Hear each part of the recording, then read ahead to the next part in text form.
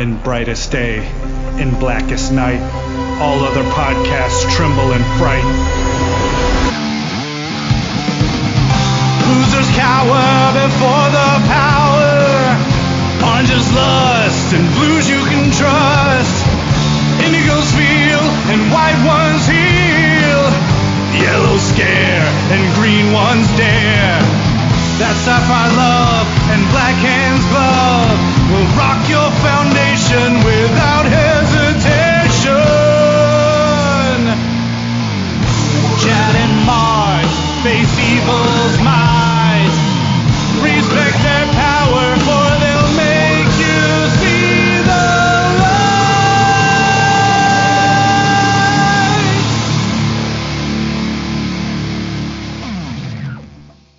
Hi, everybody. I'm Chad Bokelman. I'm Mark Marble. And this is the LanternCast. Episode 433. That's right. Tonight we are talking about Far Sector, number 11. This is the penultimate issue before the series finale.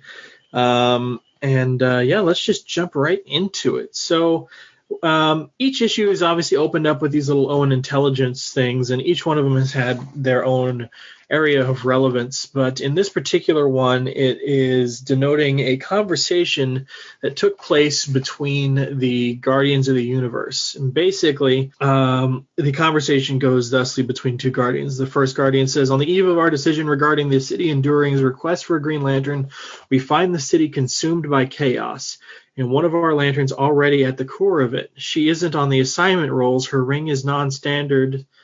Who designed it? Who is responsible for her?" And then a second Guardian says, "I am." Guardian then responds, "Why would you do this?" This Guardian replies, "The rest of you were taking too long." And a third Guardian says, "But we have no true jurisdiction in that region. We must remove her at once before we're blamed for." Second Guardian says, "Do that, and every simulation suggests the city will transform into an aggressor empire, threatening peace on a galactic scale, and ultimately requiring the intervention of the entire core. And given the history of the trilogy races, we would have no choice but to wipe them out entirely. Anything less, and they will rebuild stronger than come for us." After 16 seconds of silence, the Guardian then continues, "Leave her alone for the glow's sake. She is a Green Lantern. She'll get it done." And then there's a quote, always a quote somewhere in here that has its own relevance.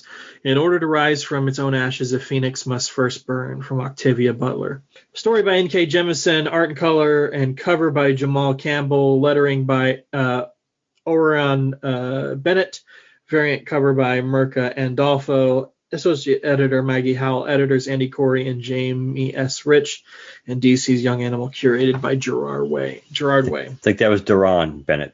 Duran. Sorry, it's kind of hard with this font. Yeah, I know it is. It's the O's and the D's are, but if you look at Mirka Andolfo, that's where you can kind of see their slight difference between their D's and their O's, apparently. So we open up with chaos happening in the city, Enduring, people trying to vote, being unable to, some protests and things like that going on, everybody going at each other's throats, while the counselor is being escorted back by Lantern Joe, as well as the peace officer, I forget her name, Cizan, I think that was her name. It's, again, guys, it's hard to remember. We'll get it. Yeah, Cizan, the peace accountant. They arrive to check out what's going on at the heart of of everything, and they run across an officer who's trying to stop them from entering. But then the Marth kind of threatens him in a way. He says he's talking to this guard who's not letting him in. Talks about how his partner is somebody in the AT-AT, and then how what he's doing is effectively going against the ability for the AT-ATs to vote, to basically effectively making his partner's life harder, and how would he feel if he found out what you were doing, so on and so forth. So he decides to let them pass. They pass, and they get on the ground floor to see what is going on at the center of everything, and we see Glory in the system trying to stifle the voting process and everything like that. She says, "I wouldn't have needed Stump at all if you and Averup hadn't conspired to block me at every turn. Once she agreed to issue an order for your arrest, her usefulness was done. I had to wait for a referendum when the PD's forces would already be spread thin. The military is easier to control. We've been a triad of dictators for years. I'm just cutting out the middleman. Then one of the people who was trying to stop Glory uses an anti-bomb, which uses a localized tactical antimatter pulse. They unleash kinetic damage and an EMP. Very small, very clean, and very destructive, perfect for terrorism. This enrages Glory. She says they're illegal weapons of mass destruction. One anti-bomb could destroy my people by the billion. They also could knock out every system on the platform, including the defense screens. The individual who launched those anti-bombs passes away from their priorly sustained wounds. To which Marth then tells Glory, you can't go through this coup now. If our citizens are willing to wipe themselves out to be free of the exploit, and she says, then maybe it's time I oblige them.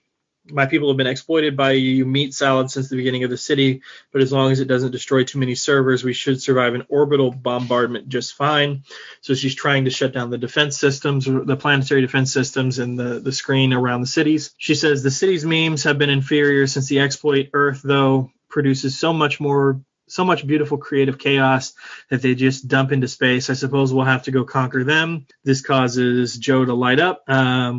The captain of the Venerable Fallen requesting clarification on the orders we just received, and she said it should be. Glory says it's quite clear. Fire. Marth tries to get them to belay that order. He's under arrest, so she's not allowing him to do that. He's been deposed, so the order stands. Another captain chimes in and says, you want me to bombard city platforms, and I didn't sign on to kill my own people. It's treason if you disobey. Then the Joe is able to get into the main holo emitter. Because of that, Glory can't have a physical presence, so she's sort of kicked her back to the digital realm. The city is not free from the potential destructive force, though. She's just unable to send those orders. Joe tries to go through Canhaz. Canhaz doesn't have the same processing power as a counselor like Glory. So Cizin opens a channel to every peace officer telling them that to kind of muster an army and start fighting back. They do that to the best of their ability.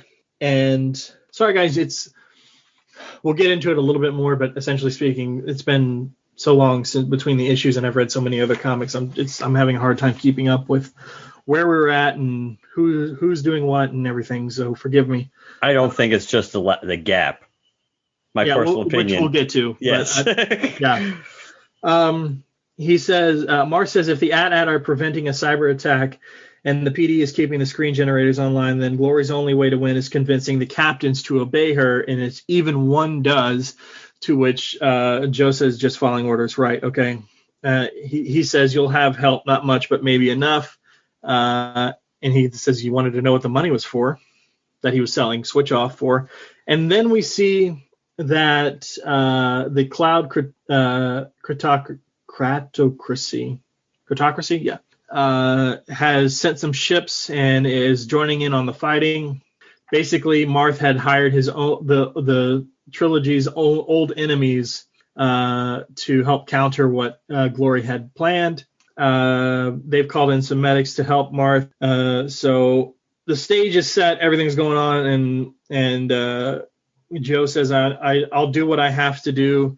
She asks Cizin before she goes if she'll try Switch Off with her just once.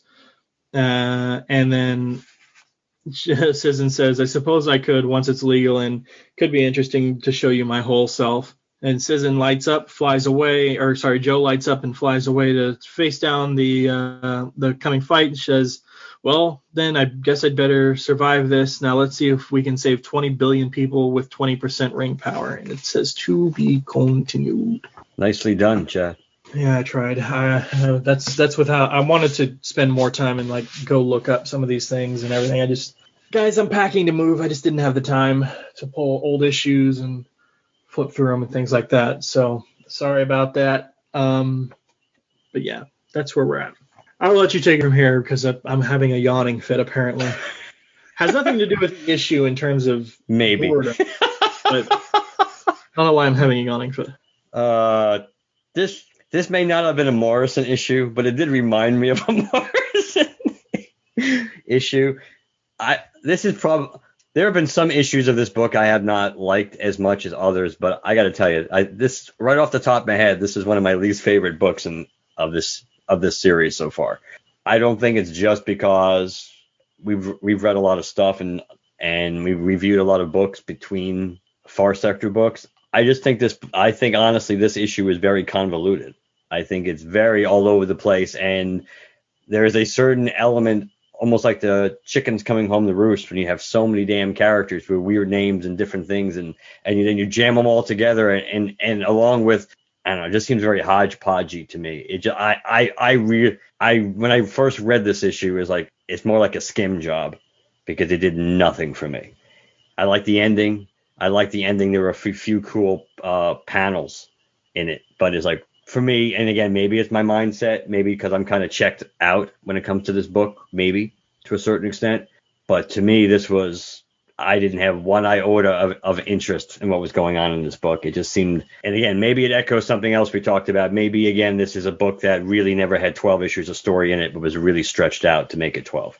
Maybe it could have been a much better 8 to 10 issue series than 12.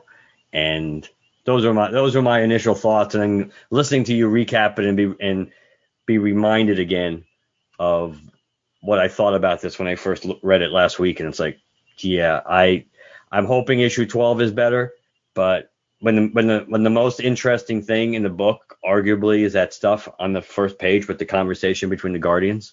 Yeah. So let's talk. Well, before that, so. It's interesting. We didn't have a chance to mention it in any of the other episodes. Maybe I could have, chimed in or whatever, but it would have felt very out of place if I did. I had a theory that the Guardian that gave her ring would somehow be involved in the race that kind of conquered the city Enduring, or tried to conquer them, and kind of led them evolutionarily to this point. Basically, the cryptocracy or whatever their names are. Where is it again? The Cloud Cryptocracy. That they would return somehow, but that it would be linked to the Guardian in some way. I was obviously wrong about that, but it's sort of half right, I guess, that the Cloud Cryptocracy would return. So I'm giving myself some credit that I realize, to the listeners at home, it sounds like I'm retroactively giving myself credit for something I never said on air. But it was a thought I had, and I was like, yeah, they keep talking about this cryptocracy, and then there was that issue, and I can't remember if it was like issue 8 or 9 or whatever, where like someone was using like old tech from the cryptocracy. So I was like, man, they keep bringing this up and they keep involving it. The cryptocracy has to show up again in some way, shape, or form. So it's interesting that they showed up here. So that part intrigues me in their involvement with Marth. And it also intrigues me, obviously, what you said, the stuff at the very beginning with the Guardian. Guardians historically have had a history of disagreeing and doing whatever the hell they wanted, despite what their brethren said. Krona and Ganthet, Sade, and Scar, and so on and so forth. So that's really nothing new to have sort of I don't want to necessarily call this Guardian a rogue Guardian, but, for lack of a better term, a rogue Guardian, do this thing and recruit Joe to handle this situation.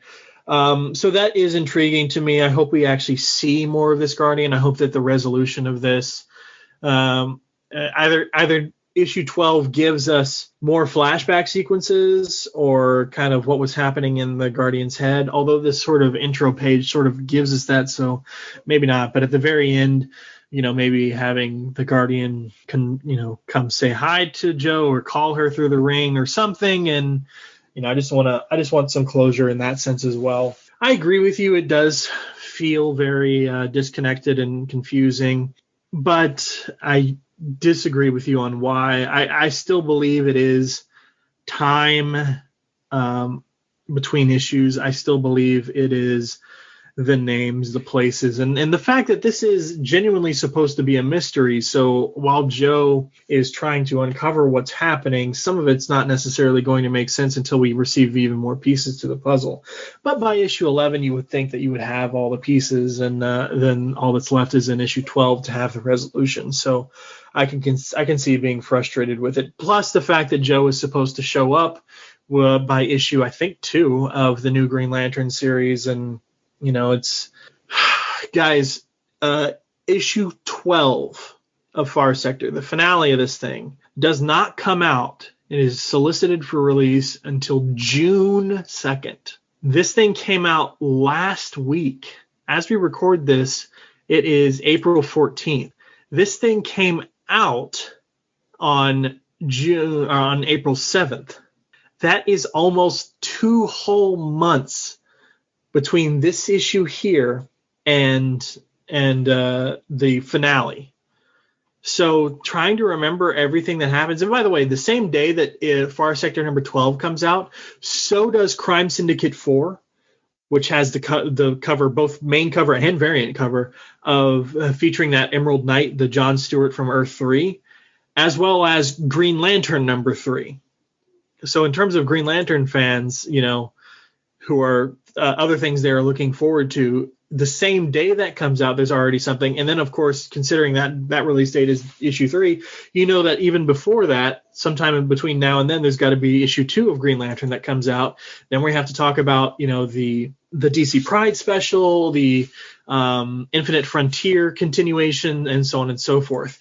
So there's a lot that happens just Green Lantern-wise between issue 11 and issue 12 of Far Sector. Not to mention, if you're a comic book fan reading things other than only things relating to Green Lantern, like I am, there is quite a few things that are happening, between now and June 2nd that you're going to get excited about and want to read, and you're going to forget what happens here. So I'm still very convinced that Far Sector is going to be a completely better experience in trade. And the fact that we're on issue 11 and they still haven't solicited a trade for issues 1 through 6 makes me extremely hopeful, and it seems to be leaning this way, that when they do solicit a trade or a hardcover of Far Sector, it's going to be the entire series and not just volumes of the series.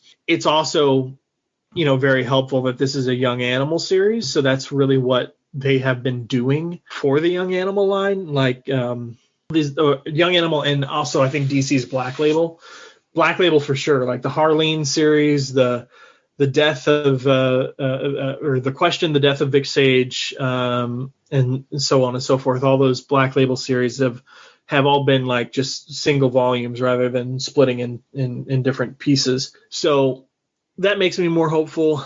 I just, Jamal Campbell's art on this thing really continues to amaze me. I really enjoy it. There's a lot of great panels. The coloration is still very consistent. This is going to be one beautiful ass book when it is all put together. I do agree with you.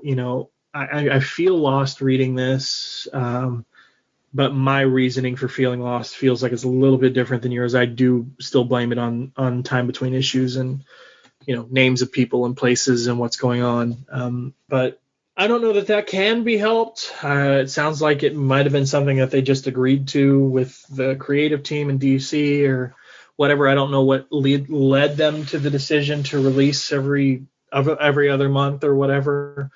But that's the decision they made. I've enjoyed so much of Far Sector. I really hesitate to say that this was a gigantic step down for me. You know what I mean? Did I feel lost? Sure, but I don't think it was for any new reasons that I wasn't seeing in other issues of Far Sector where I felt lost. I just think it's been trending in the wrong direction over the last couple of issues. I'm trying to remember the last one. I'm trying to remember if 10 was the one that I liked or whether it was 9. It might have been 10, but there's a little unevenness in this, and there's a whole lot of. I know at some point, if it's a mystery, there's going to be an info dump. There almost has to be, but this issue was pretty heavy on info dumping, and beyond, I mean, and again, it's not like Joe figured most of the stuff out really on her own. So again, the idea that they're building her up to be like the universe's greatest detective, I mean, and that's not exactly, still, it's not really evident in this story alone. And if this story is going to lead into the Green Lantern book, where she gets put on the case to look into the mystery of the gauntlet and everything else, it still seems more like, because it's agenda driven and earned based on what we've seen in via stories or stories, and she's only had one story so far in current continuity. I see where you're coming from, and I'm not going to say that if this book came out monthly that it wouldn't be less confusing, because I think that's kind of like a no-brainer that it would be. It's like everything else. It would be like saying if the Morrison book had been bi-monthly. Imagine how more confusing that book would have been. I don't know. I think the book can still end well. It seems like 12 is kind of building up almost more towards an action conclusion than a denouement conclusion to the mystery. So I don't know. My interest in this series has kind of gone down. I think it certainly was not helped by the move to bi-monthly. I don't think that helped it at all. I don't think that helps almost any book to move it to bi-monthly, especially if you know it's a mini. You know, it's that it has a set shelf life, and you know that it's not going to be ongoing. You know, if it's an ongoing book and it shifts to bi-monthly, that usually means it's on the verge of being canceled, and they're just trying to keep it alive a little bit longer. We'll see. We'll see how it ends. I still am interested in the ending, but I would assume, I would agree with you that if we don't get any kind of ties back in with the Guardian, any kind of interaction either with the Guardians themselves or Joe and the female Guardian that gave her the ring, then that seems like another missed opportunity, or not. I mean, especially since we know, no matter how you view it, she's being put into the Green Lantern book. That whether you think she's being shoehorned in or whether you think it's a natural transition, we know she's going there. So since the Morrison book went out of its way to transition to what was about to come, that you would think it would make sense that the Far Sector book, now that, obviously it would probably have to have been a retcon or a revision, since when it was originally conceived, this book probably was going to come out at a different time, even if they thought that the 5G stuff was going to still take place when this was written, or mostly written. It would seem that there should be a transition to what's about to come for Joe. And if there's not that with the Guardians, then it would be a missed opportunity, I would say. I don't know. I like I said, I'm really looking forward to how it reads in trade. I suppose I could always just take out the single issues and flip through them one by one in sequential order, but I don't know. I would really like to read it trade format, see how it comes out there. Yeah, I think the main thing here, though, is just the space between issues, because I just did a head count while we were talking, and I am reading, I don't know the exact, I hesitate to give the exact number because I think one or two of those issues might be postponed until later in the year. But I am reading at least 40 comics between today and in terms of stuff that released today, the 14th, and the week that this comes out, the 26th. And that's not the 2nd of June. That's not including the stuff that comes out on the 2nd of June. 40 comics between now and the next issue of this thing. And that's not including stuff that I already own and haven't read that's sitting on the to read pile. So to read a bunch of other series, a bunch of other comics, 40 different things between issue 11 and issue 12 to ask me to remember Citizen by the Sea and of the whatever, and then remember all the complex sociological stuff that's happening and what led us here and the names and switch off and exploit and all that stuff, to all these details. Come on.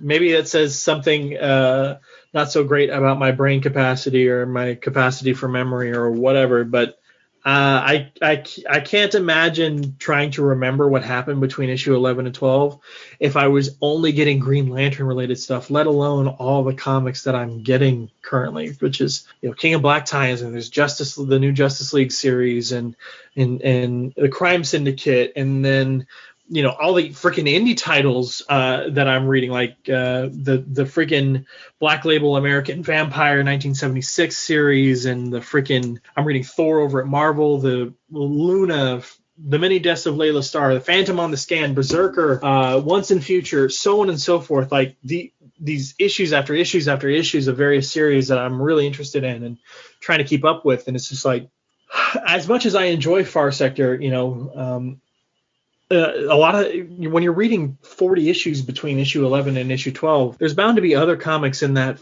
bunch of 40 that excite me more than this.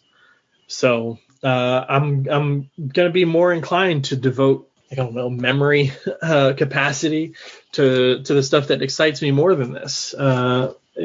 Jamal Campbell knocks it out of the park. He always has. To the point where my local comic shop, Fat City Comics, Comics Professionals, over off Cesar Chavez in Austin, they pull me basically anything Jamal Campbell, whether I've asked them to or not. And it's not like here, you're buying this because it's Jamal Campbell. It's we know you love Jamal Campbell. Do you want this? We pulled it for you just to make sure you had it.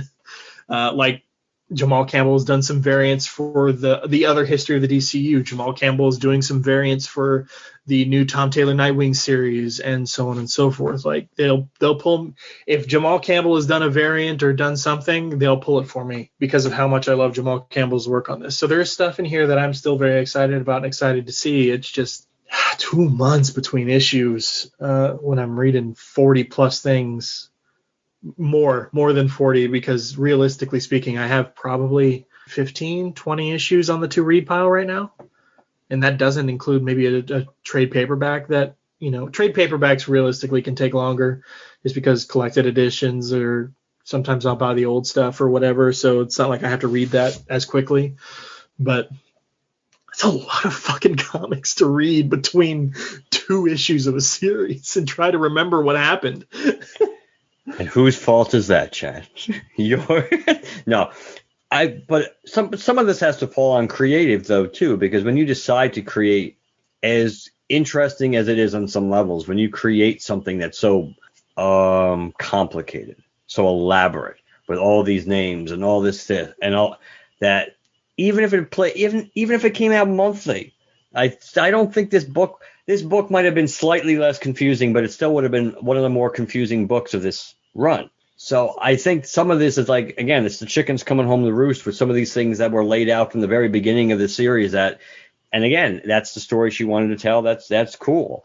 But there were elements to it that were always like head scratching with the names, and why do all these names have to be so complicated, and trying to keep this character separated from this character.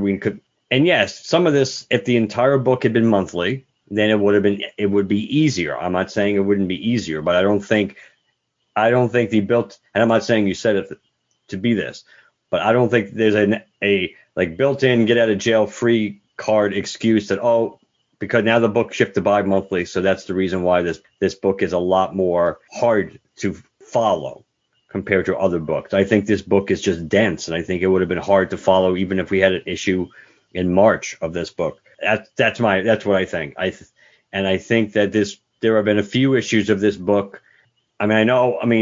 Yes, obviously as the series has gone on, it's gotten a little quote unquote preachier too. The beginning of this issue was very preachy. It kind of gets swallowed up pretty relatively quickly in a way with the dynamics of what's going on here, without again reading into any of that and projecting. But the reality is, I think this was a weak issue compared to most of the other issues that we've gotten in this series. Doesn't mean it can't end on a high note, but I think it's relatively weak, from certainly based on the high points that we've gotten at different times from this book. Yeah, I'm with you. All right. Anything else about this issue? No, we just keep our fingers crossed for number 12. All right. What else do we want to talk about? So let's do Laurel's email? Yeah, let me pull that up. Actually, let's let you read that. All righty then. Hi, Chad and Mark. I'm catching up on podcasts and just finished the episode covering the final issues of the Green Lantern. I agree with Chad. There's no reason to purposely confuse the reader as a writing style. Well, I think both agree in agreement there. I don't mind needing to concentrate to pick up details early in an issue or arc that end up being important later, or having an occasional creative issue that challenges the norms of comic writing. But to purposely frustrate the reader or force them to do some sort of deep research into comics from the 70s that they may not even own is just too far. That's why Grant Morrison is so hit or miss for me. Thanks for covering the series. I'm not getting monthly comics anymore, so I'll be relying on your coverage until I get access to new issues through the DC app. It might make me behind on feedback, but no, I'm still listening. Take care, Laurel. Thank you, Laurel. Thank you.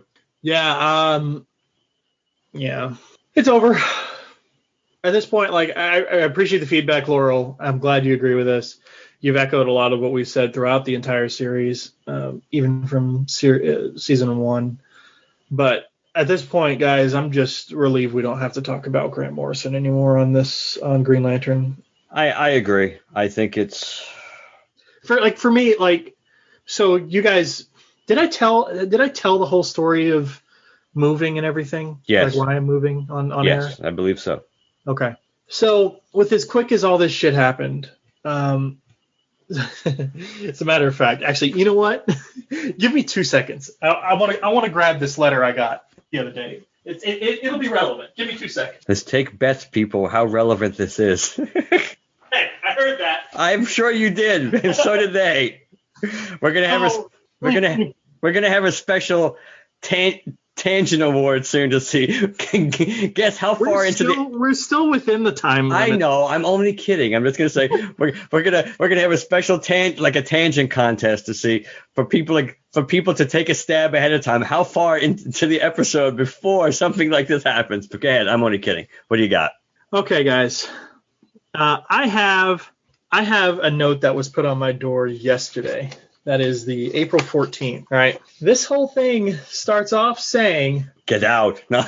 Well, technically in big red letters, notice to vacate implemented. But it says, April 13, 2021, dear residents, thank you for being a valued resident at Connection. That's the name of the Connection is the name of the apartment complex. This letter is to serve as your formal notice to vacate the premises when your lease ends on April 26, 2021. Right? Blah, blah, blah. I mean, notice to vacate, whatever. They're letting you know at the very beginning. This is a letter we put. Pay attention to this letter. This isn't spam. This is something you need to read before you just throw it out. Then they start it. Thank you for being a valued resident at Connection. The last sentence of this: if you refuse to vacate the premises within the given date, we will take legal actions to evict you from the premises. Fuck you. I am to further this, guys. I have a filter in my email address, and I send everything from my apartment complex that I get into a folder called The Connection, obviously, so I know. I'm looking through the emails here. I have no official communication via email that they are not renewing leases, right? I found this out through my roommate, right? About a couple of weeks ago, which is when I started looking for a new place. This letter here on April 13th is the first official anything, email, paper, or otherwise, from my complex that they're not renewing my lease. My lease ends on the 26th, and I am, if I didn't already hear about it, the 13th would have been the first time I had heard anything from anybody. Can you imagine if I had gotten this letter, and that was my first notice that was going to happen, and I have to find a new place within 13 days? You hear that knock on the door on the morning of the 26th. Like, get out! Thank God I found a place. Thank God it sucks that I have to pay 2 rents during the month of April because I picked up the keys to the new place on the 1st. And all that stuff. But my God, the stress of just moving in general, packing everything up, unpacking it, paying movers. I called to get internet set up today. Blah, blah, blah, blah, blah, blah, blah. Not to mention the kind of gap time that it takes once you're in a new place to fall asleep comfortably and all that. Like, of course, I'll be in my familiar bed, familiar feelings, and so on and so forth. But falling asleep easily in a new place, it takes a minute for your sort of equilibrium to catch up, right? So all of the stress I have with moving, I honestly equate with the Grant Morrison Green Lantern series. Like that level of stress of trying to understand what the hell is happening. Why is this happening to me? Do I really have to go through this? And then honestly, the most I can equate it to is just the feeling of just being done with the Morrison series is what I hope is the same feeling that washes over me whenever I am finally unpacked and in my new place. Of just being done with these assholes at the Connection. Because I want that feeling to just wash over me of, okay, that hell was gone. And Mark has been making fun of me for the past several years, whether it was the Connection or any of my other previous places in terms of student housing and how bad management is and all that stuff. And I'll finally have my own place again and so on and so forth. So, forgetting the Connection, there's a pattern of behavior over several years across several management companies. And the fact that I would equate being done with the Morrison series to being done with this bullshit of management companies mismanaging things tells you a lot about how much I fucking hated Morrison. At least we don't have to ask the question, who hurt you, Chad? Because we know it's Grant Morrison. Seriously, though, is that not the stupidest thing?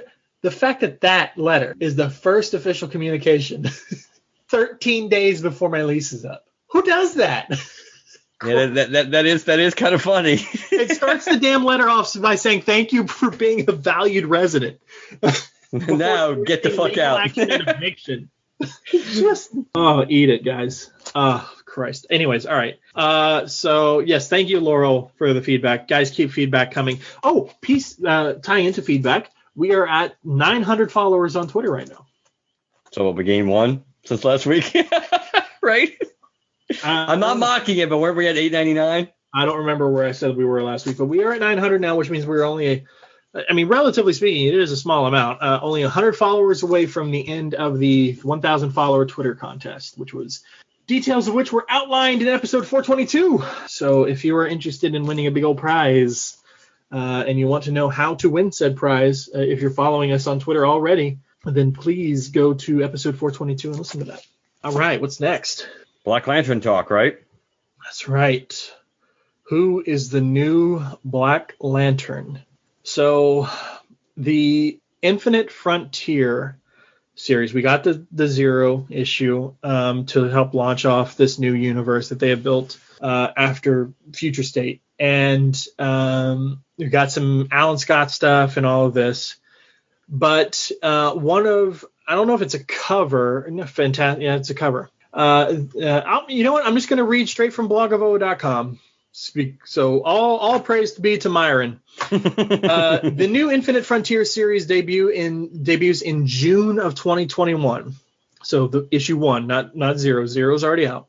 But today on Twitter, both writer Josh Williamson and artist Mitch Gerrits shared out the cover to issue 3 with a great big tease. While we know that Green Lantern Alan Scott features in the series, the fantastic new cover art reveals a brand new Black Lantern is on the way, but who could it be? The white glove seems to imply it's a Green Lantern, but there are some other options as well. So it's if you guys are looking for it, just head on over to blogofoa.com. There's an image there of the cover for issue 3. I'm curious, man. It's because this is the cover to issue 3. It is very hard. It is very hard to say if issue 0 is enough to give you significant hints as to who the Black Lantern will be, because you would think it would be one of the quintessence, right, based on deaths in issue 0. Well, if those people are truly dead, it could be.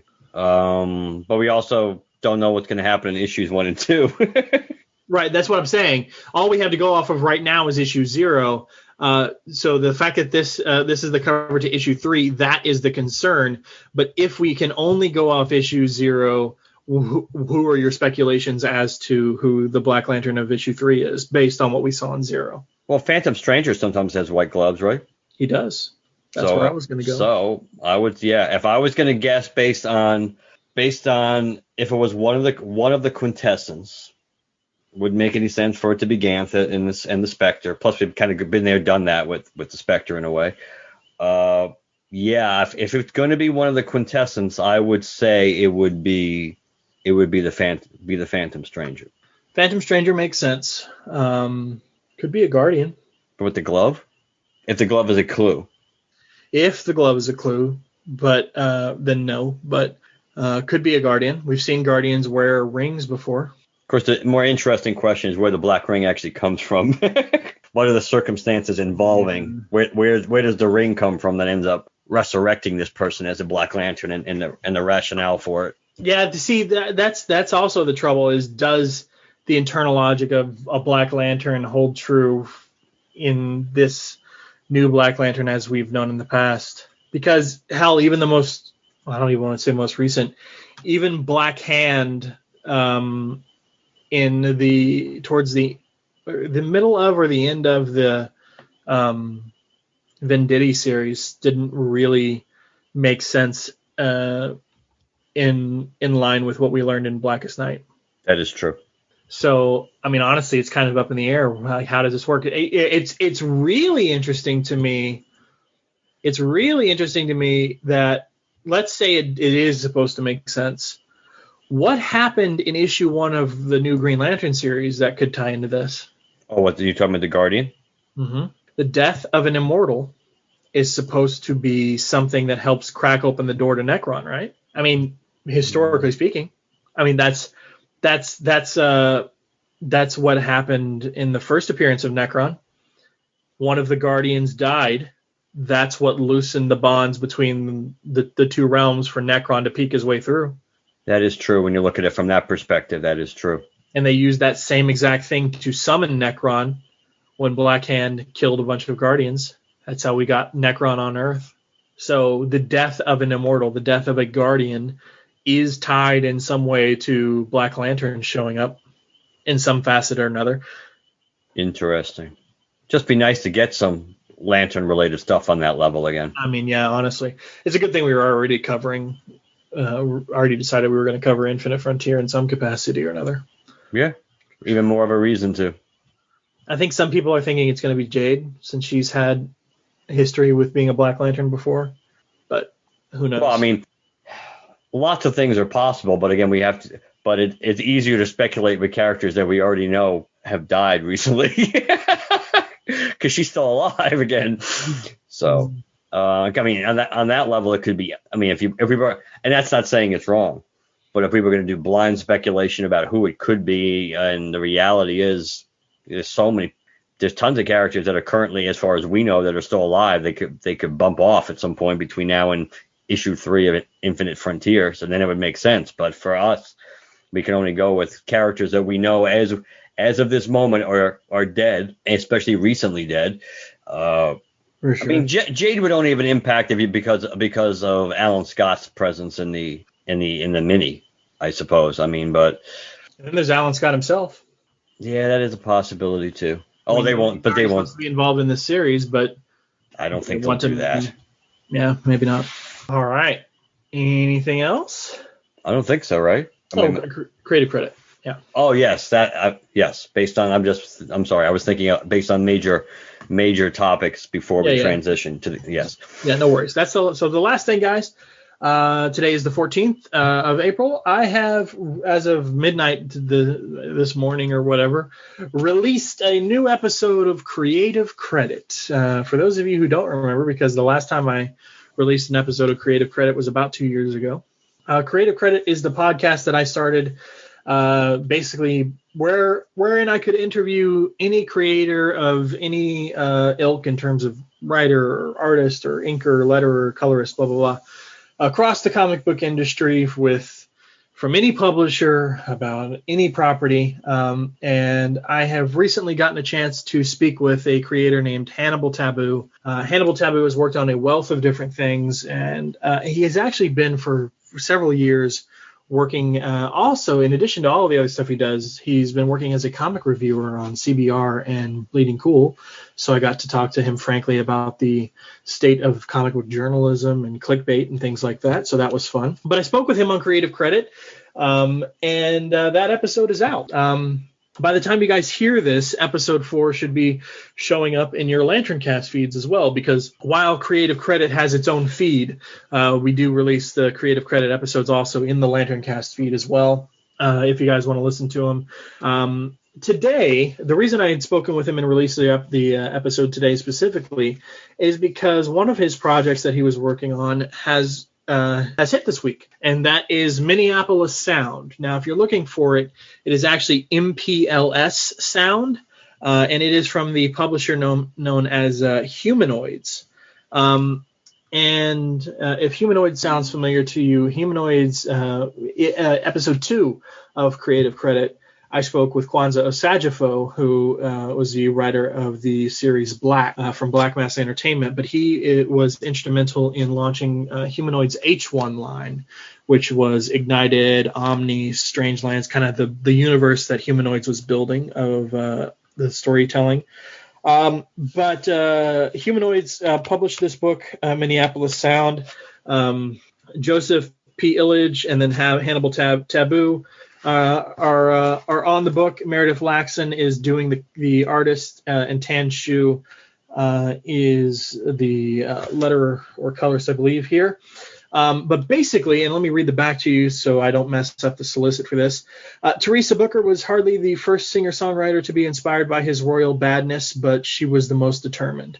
Minneapolis, 1982, dozens of young bands playing day and night in bars and clubs across the city dream of being noticed by the musical genius of Prince, revered as a guru and a power broker. But when Teresa and her band Starchild are offered the opportunity of a lifetime to be taken in and mentored by their idol, they soon find that there's a dark side to fame and fortune that could turn their dream into a nightmare. Minneapolis Sound, from cover to cover, is the ultimate love letter to the legendary Minneapolis funk rock sounds of the 1980s. So if you guys are fans of Prince, if you guys are fans of music in comics in terms of how that can be translated to the artistic medium, the stories that can be told, if you're a fan of sort of fictional nonfiction, there's obviously a lot of research that goes into this to try and get the voice and the demeanor of Prince right, to get the feel of Minneapolis in the 80s and the music scene out there right. But obviously this is a fictional story here that takes place within that setting. If you're a fan of that sort of a thing, this is not a new series in terms of single issues. This is a trade paperback that has hit today. So go out and pick up Minneapolis Sound if you're interested. And again, if you're looking for it, it's MPLS Sound is what you'll be searching, and it's from the publisher Humanoids. But Hannibal Taboo and I got to speaking, and I had a really good conversation with him, really frank, really honest, and man has my respect. I really enjoyed speaking with him. Nice. For sure. And the next episode is actually already recorded. And for those of you who pay attention to various social medias, I got a chance to actually interview Joe Dinicle. Those of you who don't know, Joe Dinicle is the actor who played Ragman on the CW's Arrow show. So I got a chance to speak with him. The only reason that is coming out after the Hannibal issue is because that one is going to take place in a couple of different places. The audio is obviously going to be on Creative Credit, but I'm going to make a kind of script. I'm going to translate everything that we said in audio to words on the screen for people to read. That post will go over on the Ragman blog. And then since Joe and I spoke via Zoom video call, that will also go on YouTube. So the fact that that's going so many different places is why, even though I did the Joe interview first, that the Hannibal interview came out before it. So because I have work to do with the Joe interview. But I was really excited to speak with Joe Dinicle. I thought it was a really cool opportunity, and Creative Credit is coming back. You've done good, Chad. And I'm working on getting interviews for us because it's been a while since you and I did one for the LanternCast. I mean, we spoke to Karina and them for Earth 2, but we had already spoken with them before, and it's kind of just it's almost, I mean, even though it's only 2 volumes out, it's almost tradition to speak with them when one comes out. So let's try and get some, I actually thought today, one of the people I was thinking about reaching out to for the LanternCast was Dave Gibbons, because today is his birthday. Happy birthday. Got me thinking about Dave Gibbons. But anyways, Good luck reaching out to him. He's big name. I'm sorry, I am rambling. Anything else we want to talk about tonight? No, I'm good tonight. All right, guys. Do we know what's up next? No, luckily. Thank God we don't. I'm moving. We're getting ever closer to the move date anyway. So, all right, guys. Mark, if they want to send us some feedback like Laurel did, how do they do so? LanternCast.com. The email is lanterncast@gmail.com. Follow us on Twitter. Like us on Facebook. #GeoCast to track us down there. Apple Podcasts, Spotify, and Stitcher. Whichever platform you listen to us on or platforms, please leave us a positive review. And last but not least, 708 Lantern is the voicemail. So if you'd like to leave us a text or a voicemail, let us know what you think. All right, guys. We'll talk to you later. Good night, everybody. Good night.